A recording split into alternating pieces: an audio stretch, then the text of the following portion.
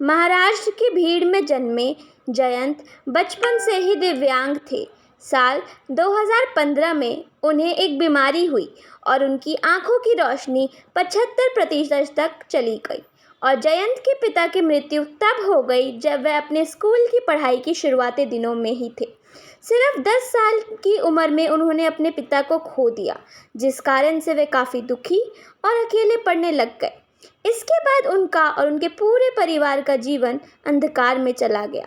पिता की पेंशन से घर चलाना काफ़ी मुश्किल हो रहा था और उसमें जयंत की पढ़ाई तो कहाँ ही हो पाती। पर तब उनकी माँ और उनकी 2 बहनों ने हिम्मत दिखाई और घर पर ही अचार बनाकर बेचना शुरू कर दिया, जिससे घर में 2 पैसे आने लगे। जब 2 पैसे आने लगे तब जयंत ने भी अपनी पढ़ाई शुरू कर दी, लेकिन उनके परिवार की आर्थिक स्थिति इतनी सही नहीं थी कि वह किसी कोचिंग या किसी इंस्टीट्यूट का सहारा ले सके।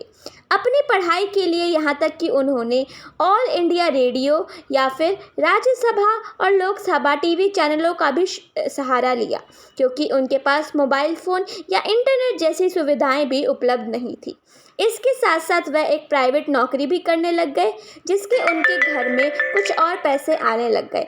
नौकरी के करते करते ही उन्होंने अपनी यूपीएससी की परीक्षा दी, जिसमें वह सफल हुए।